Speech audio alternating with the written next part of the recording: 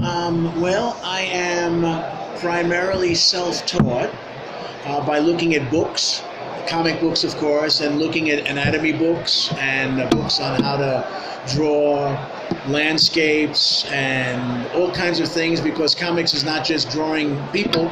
We have to know how to draw everything.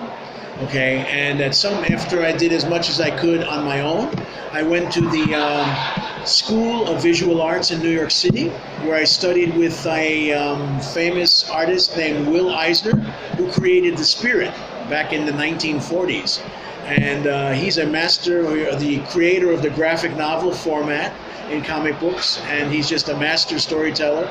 And so he taught me quite a bit about storytelling and gave me a lot of help before I finished my course.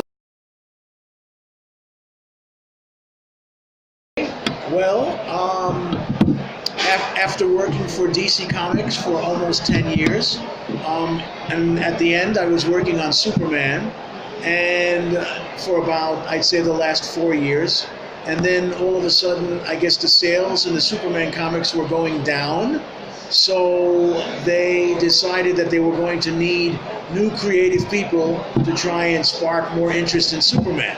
So all the Superman artists and writers were basically let go from those projects, and they said that they were going to have work for all of us in the company. As it turned out, when I turned in my last Superman story, they did not have work for me right away. And I knew John Romita Sr. personally at Marvel Comics, and Marvel Comics was maybe about a 10-minute walk away from DC Comics. So I called up John Romita and asked him if I could come over and bring samples to Marvel, because DC didn't have any work for me. And he said, yes, please come by. And there are always artists who are late meeting their deadlines, so we need fill-in artists, temporary artists, to take their place until they catch up to their deadlines.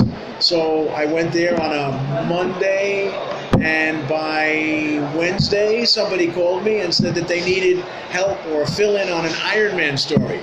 So my first work for Marvel was an Iron Man story. And then after that, they had more work for me, where I was just doing an issue of this and an issue of that, a lot of covers. I drew for 4 issues, I drew The Defenders of the Earth, which was a comic book based on the TV series, The Phantom and the Flash Gordon, Mandrake the Magician. And while I was working on that, let's say a writer friend that I had, who I did the Iron Man story with, and he now became an editor, he said that his friend, the editor of Spider-Man, needed somebody to do a fill-in on a Spider-Man book. So I agreed to do that, and then I got another fill-in and another fill-in, and then about maybe 4 fill-ins later, I had my own Web of Spider-Man comic for almost 7 years.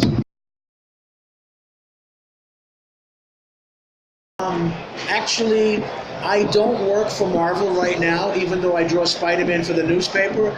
Stan Lee is my boss, so he basically gives me the story, and I work for Stan Lee.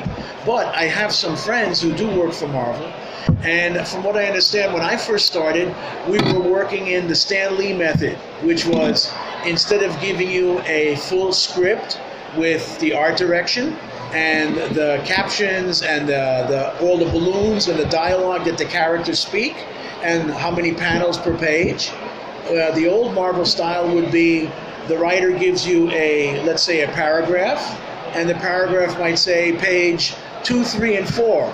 And in that paragraph, now it's up to me to be able to take that paragraph and turn it into 3 pages. And when you finish, then the writer actually goes in and looks at the artwork, and then he would actually write the dialogue and the captions and everything by looking at the art, because I followed his story, okay? Now at Marvel, it's more the way it used to be at DC, where they give you a full script, okay, to work from, with panel 1 through panel 5 or 6.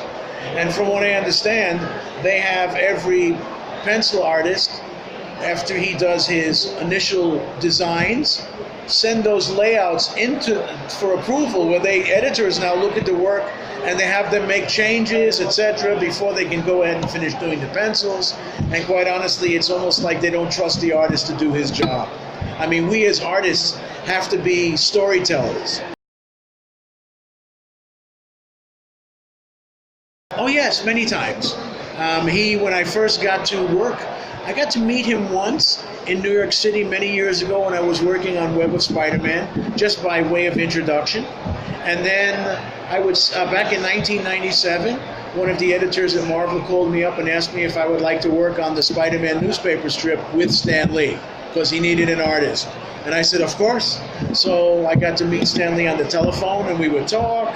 And then at certain conventions, I would either meet him where he's sitting, or he would sometimes come by my table and visit with me for 5 minutes, take a picture with me, which is really nice. And it's pretty much to this day. Yeah, we still work together. And because I'm not young, okay, but I'm not old.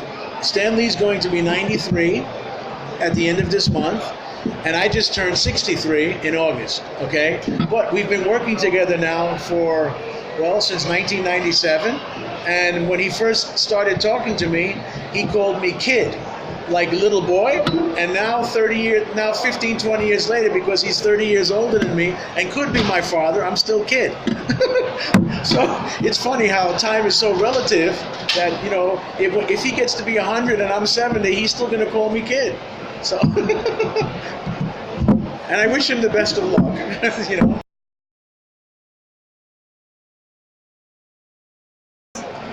Yes, since I was a little boy, and when I was growing up, the only comics that I got to see were in the Sunday newspapers. My father would bring me home the newspapers. I would see the comics, and they had heroes there. They had Flash Gordon, they had Phantom, Mandrake, Prince Valiant, Dick Tracy, and so I always liked the adventure stories. And then I would see Superman on television, but only in black and white.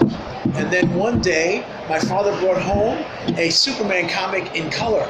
So I fell in love with this color comic book because I see red and blue and yellow and all these beautiful colors. And from that day on, when I was 6 years old, I fell in love with comics, and I started to write and draw my own little, very, let's say, poorly drawn comics, but I kept practicing to get better and better and better. And as soon as I finished my homework, I would be writing and drawing. And then my mother would say, oh yes, and on Saturday mornings, when everybody still was sleeping, I'd be in the kitchen at 6 o'clock in the morning, already drawing my comics. So I loved it a lot, yes.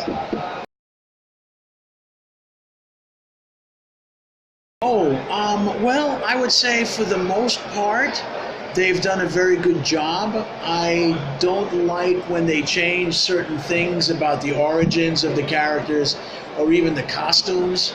If you've watched the early Marvel movies, it seemed that always everybody was dressed in black. Well, the X-Men costumes were black, this character was wearing black, that character was wearing black. Now, thankfully, they're actually putting colors into the costume. So it's good to see Ant-Man with red and blue, and it's good to see Daredevil in even a deep red. Let's see, Spider-Man obviously red and blue, and Thor looks like Thor, and Iron Man's yellow and red, and it's great to see the colors evolve. But I still don't like the way they change some of the characters and the stories, but that's Hollywood. Hollywood looks at the comic books as a framework for what they can do with it. And of course, because there's money involved, if Marvel Comics, they say come to Marvel and they say, listen, we want to do this character, here's how much we pay. Marvel says, okay, fine, we want the money. And yes, you do your character. And then what happens is the evolution seems to be that because cinema is doing the characters a certain way, that even the comic books are adapting to what the cinema is doing. So that there's a correlation between the two, so that when people go see the movies and they go, well, let's see what the comic is about. Now there's a comic book that mirrors what the movie is doing.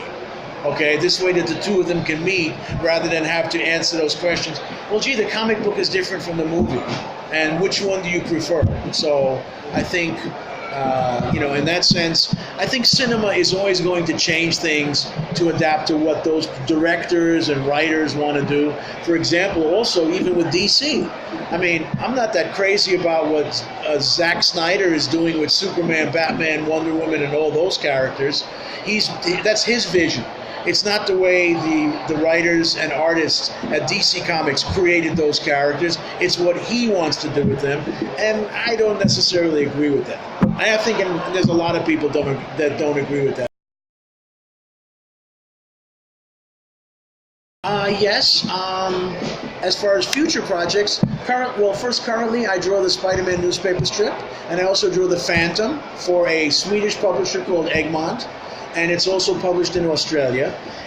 But as far as a future project, I should be working for a Spanish newspaper called Il Progreso pretty soon, where the publisher and editor, and I guess one of the writers, Diego Rosales Galinanez, is going to work with me, and we're going to be creating a science fiction story based on some of Esteban Maroto's characters, Five for Infinity. And so I'm looking forward to meeting him here at the Expo and discussing the future story.